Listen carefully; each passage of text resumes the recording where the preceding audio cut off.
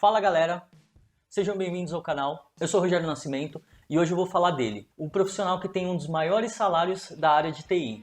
Então pega o seu café, pega o caderninho e vamos descobrir um pouco mais sobre os DBAs.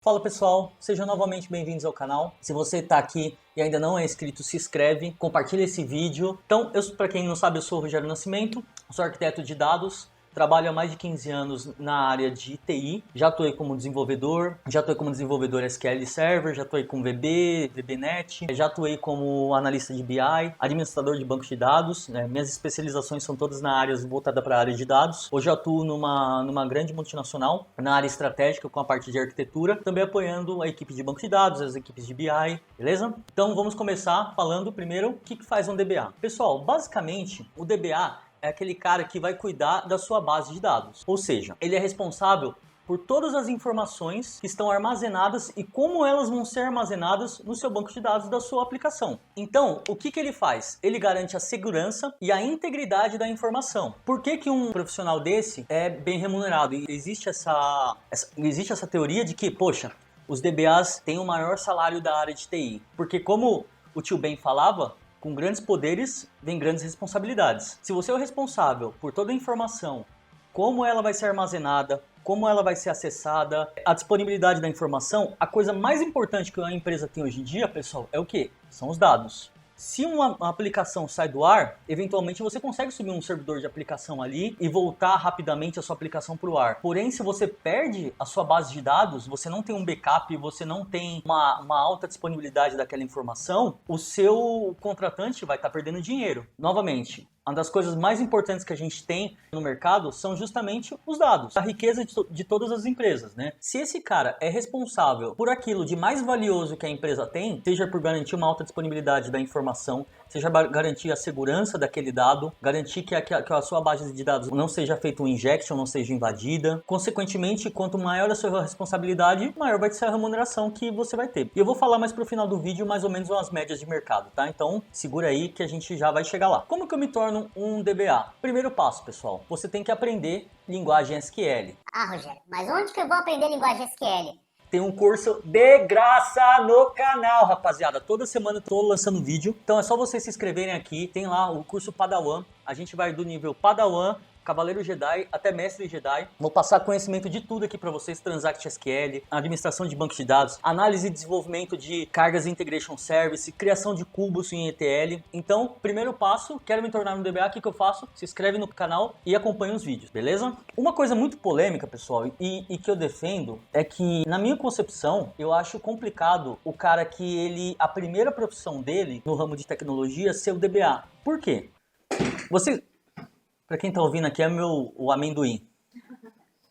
Como eu estava dizendo, esse cara ele é responsável por toda a integridade, a segurança. Ele vai ter diretamente um contato com a área de desenvolvedor e com a área de infraestrutura. Eu acho que se você tá cru na área, para você ter que absorver muitos conhecimentos, eu acho complicado. Então o mais comum, por exemplo, antes de eu me tornar DBA, eu vim da área de desenvolvimento. Eu sempre tive muito mais afinidade com a área dos desenvolvedores. Então por quê? Porque o DBA ele vai precisar analisar os códigos que os desenvolvedores estão fazendo ali, criando uma store procedure. Ele vai ter que analisar aquela store procedure para ver se ela está performática, para ver se não tem nenhum gap de segurança ali. Ele vai analisar também a questão das redes, questão de firewall. O banco de dados, ele se comunica com a aplicação e com a parte de infraestrutura. Se você inicia diretamente na área como um DBA, você não vai ter aquele conhecimento que você teria em uma outra área. Então, por exemplo, assim, quando eu me tornei um DBA, eu já atuava como desenvolvedor. Eu tinha conhecimento de linguagem SQL, porém eu não tinha tanto conhecimento de infraestrutura. E eu precisei me aprimorar na área de infraestrutura, conhecer mais sobre redes, sobre outras coisas, porque está tudo interligado ali com a base de dados. Agora, DBAs que vêm da área de infra, é a mesma coisa. Eles precisam se aprimorar também na área de desenvolvimento, conhecer Transact SQL, conhecer como que um desenvolvedor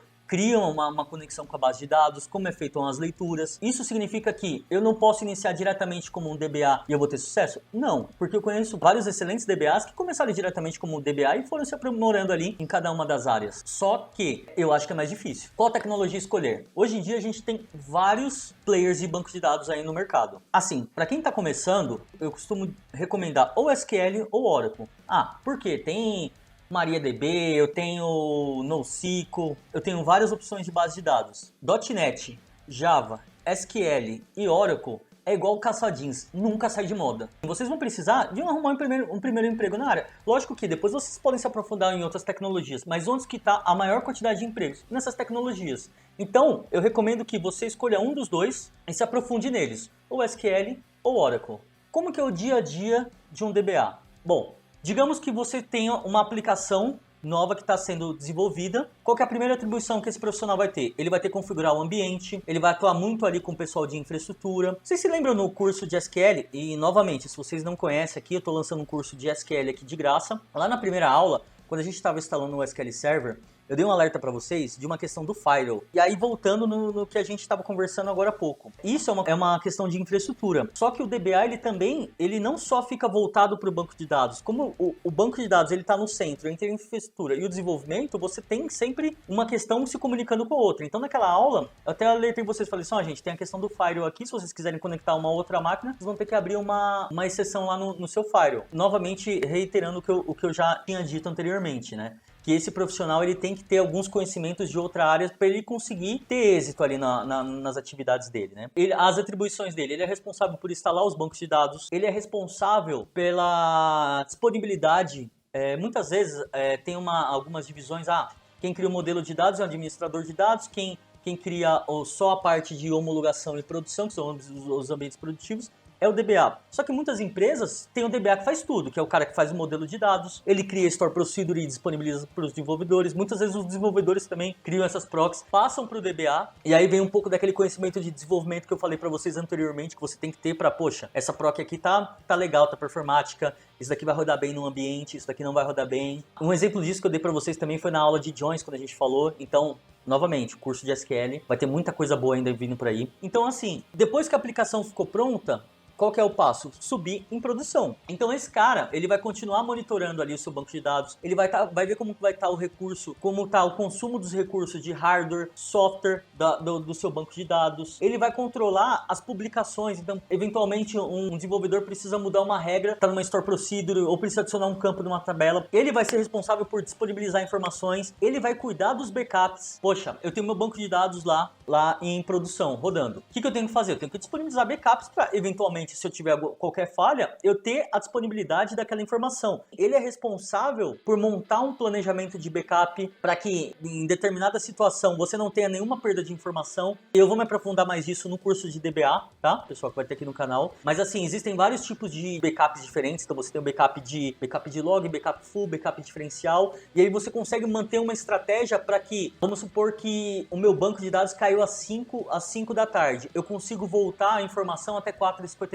Então, é esse profissional que faz isso. Só que é assim, como a gente estava falando anteriormente, né? Com grandes poderes vem grandes responsabilidades. E se você quer se tornar um DBA, se acostume a não ter final de semana. Você eventualmente vai ser acordado de madrugada, ter que responder questões para a alta diretoria da empresa, porque afinal de contas, como eu disse, a coisa mais importante que a empresa tem é o banco de dados dela. Então, pessoal, para vocês terem ideia da criticidade da atuação de um DBA, tem um amigo meu que ele trabalhou numa grande varejista há muitos anos atrás. Ele tinha uma tabela de tempo de indisponibilidade versus milhões que a empresa perdia em uma determinada disponibilidade do banco de dados. Quando ele voltava, quando eventualmente acontecia um problema, o banco de dados ficou 5 minutos fora do ar, ele tinha que enviar um e-mail para a diretoria falando assim, bom, nós ficamos 5 minutos fora do ar, e isso equivale a tantos milhões de perda. É uma responsabilidade muito grande. E por isso também que eu defendo que... Aí é uma questão que o pessoal me pergunta bastante. Poxa, Rogério, tudo bem, eu quero me tornar um DBA. Comecei como analista de infraestrutura, virei um analista júnior, pleno, sênior, ou um programador júnior, pleno, sênior. Agora eu quero ir para DBA. Qual que vai ser meu nível? Você vai começar como um DBA júnior. Por quê? Lembra que eu falei que você precisa de alguns pré-conhecimentos de outras áreas para atuar na área de DBA? Só que você ainda não tem vivência como administrador de banco de dados. Então o mais comum é que você passe programador júnior, pleno, sênior para um DBA júnior, do analista de infra sênior para um DBA júnior. E ali você vai galgando até se tornar um DBA sênior, tudo bem? Faixa salarial. Afinal de contas, quanto ganha um DBA? Bom, pessoal, novamente, depende. Depende muito da sua atuação, depende se você trabalha numa empresa de pequeno porte, de médio porte, de grande porte, né? Mas assim, eu vou falar algumas médias aqui baseadas na minha vivência na área, tá? Um DBA júnior, e novamente isso depende do porte da empresa, depende de quanto tempo você está na empresa, de uma série de fatores, ele ganha na faixa ali de 7 mil até 8, 9 mil reais. Um DBA pleno, ele já está ganhando ali a partir de 11 mil, até uns 14, 15 mil reais, um DBA pleno. Lembra que eu falei para vocês da questão da responsabilidade? Então assim, pessoal, quanto maior a responsabilidade que você tiver, maior vai ser o seu salário. Um DBA sênior, bom, aqui a gente já está falando de salários a partir de 17 mil reais, né? E aí o céu é o limite, né? Tem casos de empresas, grandes multinacionais, empresas onde o DBA ele ocupa ali um cargo estratégico e o salário chega a passar tranquilamente dos 20 mil. Bom, pessoal, então eu acho que é isso. Espero que eu tenha respondido todas as dúvidas de vocês aqui. Se ficou qualquer dúvida, se inscreve aqui, coloca aqui nos comentários aqui, se inscreve no canal. De novo, pessoal, primeiro passo, quero me tornar um DBA? Curso de SQL. E eu tô lançando de graça aqui, pessoal, não tem arraste pra cima, não tem nada. Toda semana sai um vídeo novo aqui. A gente vai chegar no vídeo avançado, onde eu vou explicar pra vocês DBA, administração de banco de dados. A gente vai ter muita coisa legal no canal. Então se inscreve aqui pra vocês não perderem nada. Dica de livro, eu já tava me esquecendo. Primeiro livro aqui, como nosso curso é de graça também, então vou indicar um livro de graça aqui para vocês, livro de modelagem de dados do Mestre Takai, já falei dele aqui algumas vezes, pré-requisito para você começar ali a atuar, para você começar a atuar na área de banco de dados, como você criar um modelo de dados. Se vocês tiverem qualquer dúvida, se vocês quiserem que eu dê uma aula aqui aprofundando sobre o livro do Mestre Takai, vocês coloquem aqui nos comentários, tá? E mais um livro que eu acho muito bom, eu li esse livro há mais de 15 anos atrás, por aí, há muitos anos atrás, quando eu comecei na área, é o livro do Use a Cabeça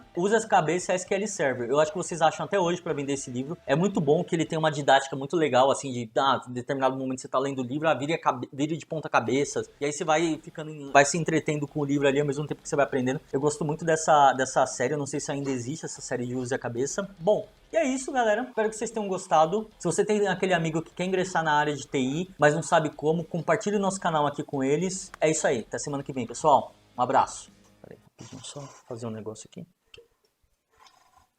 Ué, mas é sábado? Hoje é sexta-feira, hoje é dia de maldade. Ele dá update sem ware. De tirar acesso de desenvolvedor da base de dados.